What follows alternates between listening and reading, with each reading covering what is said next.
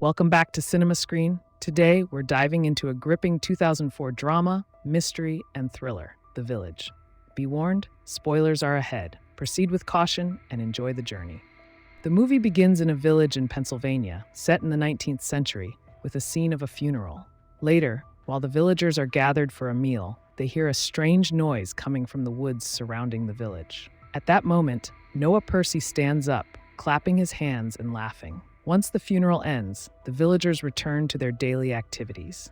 The village is surrounded by a vast forest, and at night, the villagers light torches around the perimeter to protect the boundary. A guard is stationed in a tower to keep watch. The following morning, a group of children discover a dead animal, its skin stripped off. Edward Walker approaches them and asks if they know who did it, but the children deny any involvement. Later, as Edward teaches the children, he asks about the animal, and they tell him it was killed by the creatures living in the woods, monsters with long claws that feed on meat. Edward then explains that no one has ventured beyond the village boundaries in years, as crossing into the forest could bring harm from the creatures. The next morning, Lucius Hunt meets with the village elders, who are responsible for making decisions for the community. He asks them for permission to venture into the forbidden forest, cross it, and reach the nearest town to gather medicine. However, the elders refuse his request. That night, Lucius's mother, Alice Hunt, asks him about the proposal he made to the elders earlier in the day. Lucius doesn't respond, and later he spends the night in the watchtower with his friend Finton. The following morning, the villagers are alarmed once again when they discover another animal has been killed, its skin stripped off. They report the incident to the elders, who assure them that it could be the work of a rabid wolf or coyote. And since no one has crossed the village boundary, it's not the creatures from the woods. Calmed by this explanation, the villagers go about their day. Later, Edward's daughter, Kitty Walker, tells her father that she is in love with Lucius and asks for his permission to tell Lucius how she feels. Edward gives his blessing. Kitty then confesses her love to Lucius and asks him to marry her, but Lucius declines, leaving Kitty heartbroken and in tears when she returns home. That night, Jameson and a group of boys hear strange noises coming from the woods while standing near the village boundary, and they run back to the village in fear. The next morning, Noah and Ivy Walker, who is blind, run a race to the hill where Lucius is also present. Ivy tells Lucius that her sister cried the previous night. She then makes a remark about how she's able to see him, suggesting that some people emit faint colors, and Lucius's color is very bright. As they continue talking, Noah returns to give Ivy a handful of red berries, which makes her happy.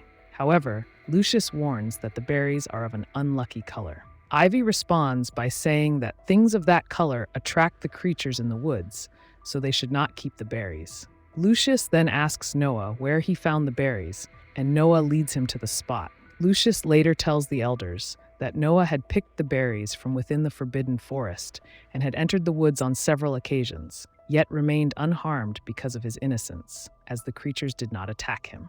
Lucius pleads for permission to travel to the nearest town, but the elders once again refuse. That night, Alice tells Lucius that his father disappeared once when he went to the market. He was found 2 days later near a river, stripped of his clothes after being robbed. She explains that this is why they don't go to the towns. Lucius then suggests that there are secrets hidden in every corner of the village, pointing to a black box locked in their house. Alice explains that the box contains reminders of her troubled past. As Lucius moves to open it, Alice stops him, telling him not to. The next morning, Lucius and a group of villagers, dressed in yellow cloaks, are marking the boundary posts with yellow paint. While doing so, Lucius steps beyond the village boundary into the forest and picks a handful of red berries from a tree. As he does, he spots a creature moving in the distance, but he remains calm and quietly returns to the village. That night, while Ivy is playing with Noah, Lucius takes her home. On the way, Ivy tells Lucius that her sister, Kitty, has decided to marry Christopher Crane, so now she is free to marry anyone she chooses. Later that night, Finton is keeping watch from the tower when he sees a creature dressed in red walking below. Terrified, he sounds the alarm, and the villagers rush into their homes to hide. Ivy, however, stands outside, waiting for Lucius to arrive. As one of the creatures approaches her, Lucius reaches Ivy, grabs her hand, and quickly leads her into the house, locking the door behind them. They hide with the others in the basement until the danger passes. The next morning, the villagers gather and discuss the red marks that have been left on their doors by the creatures. Lucius apologizes to everyone, saying that it was his fault the creatures came to the village because he had crossed the boundary into the forest the day before. Despite the tension, the villagers gather for Kitty's wedding and celebrate with joy. However, during the festivities, the sound of children screaming interrupts the celebration. Edward, Ivy's father and the village leader, questions the children, and they claim the creatures have entered the village once again. The villagers search the area and discover that all the livestock have been killed, their skins stripped off. To their horror, one of the animals is hanging in front of Lucius's house. Alice later tells Edward that the way the skin was hung above the door clearly shows that this was not the work of a wolf or a coyote. That night, Ivy suddenly awakens and walks outside, sensing that Lucius is there. As they stand together outside the house, Lucius confesses his love for Ivy, and the two share a kiss. The next morning, when one of the villagers asks Alice if it's true that Ivy and Lucius are in a relationship, Alice confirms that it is. Later, Ivy talks to her sister Kitty about her relationship with Lucius and asks if Kitty is okay with it. Kitty tells her she has no problem with it and gives her blessing. However, when Noah finds out about Ivy and Lucius's relationship, he is heartbroken. Overcome with jealousy, Noah visits Lucius at his home. While talking, Noah suddenly stabs Lucius with a knife he had hidden with him. When the villagers realize someone has been attacked, they begin searching for answers. Ivy, upon hearing the news, rushes to Lucius's house. As she enters, she stumbles upon Lucius lying on the ground and immediately understands that it was Noah who attacked him. Filled with rage, Ivy goes to the room where Noah is being held and beats him severely. Afterward, Ivy begs her father, Edward, to let her travel through the forest to the nearby town to get the medicine needed to save Lucius's life. Edward agrees, as there is no other way to help Lucius. Edward then tells Ivy that her grandfather died in his sleep when a man shot him in the head with a gun. After this, Edward takes Ivy to a shed at the edge of the village that no one uses anymore. He instructs her not to be afraid of what she will see there and reveals some secrets. Meanwhile, Ivy begins preparing for her journey to the town, while Edward informs the other village elders of her plan. Ivy sets off into the forest to reach the town, accompanied by Finton and Christopher, two young men from the village. All three are dressed in yellow cloaks. However, as they enter the forest, Christopher becomes scared and decides to turn back to the village. Ivy tries to reassure him by saying that they carry magic stones that will protect them from the creatures in the woods. Despite this, Christopher refuses to continue and heads back, leaving only Ivy and Finton to proceed. After walking some distance into the forest, Finton becomes scared and apologizes to Ivy before deciding to leave her behind and return to the village. Ivy, now alone, throws down the so-called magic stones she was carrying. At this point, the scene flashes back to what happened earlier near the shed.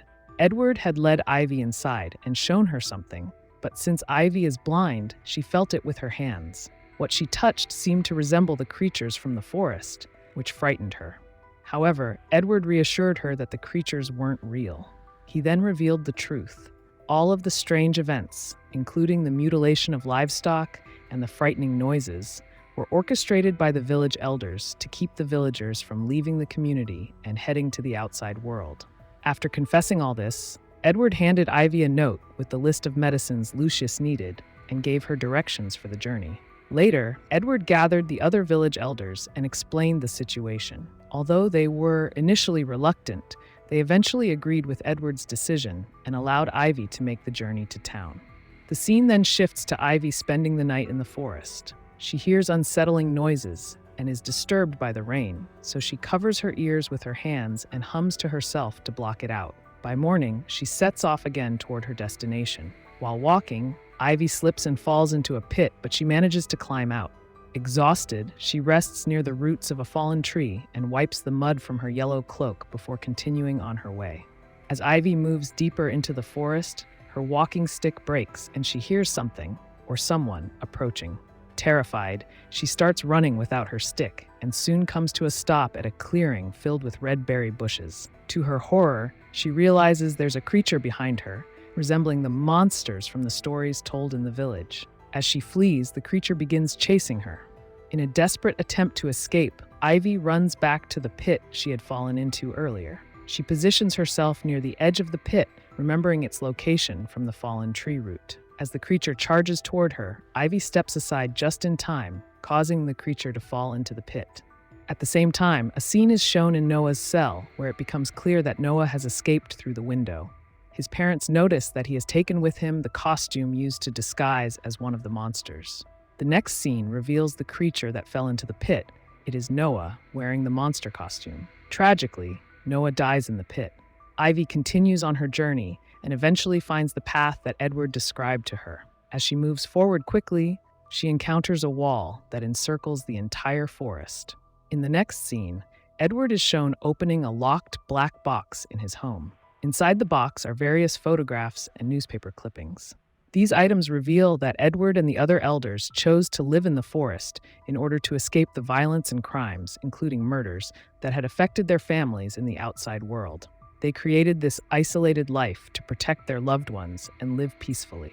Ivy climbs over the wall and jumps down on the other side, where she encounters Kevin, a security guard who stops his vehicle and asks her where she's come from. She tells him she came from the forest and hands him the note with the list of medicines she needs. At first, Kevin thinks she's joking, but after seeing her serious demeanor, he decides to help.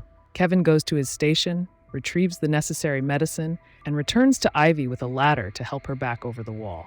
With the medicine in hand, Ivy heads back toward the village. Meanwhile, Jameson informs the elders gathered near Lucius that Ivy is returning with the medicine he needs. He adds that she was attacked by a creature in the forest, but killed it.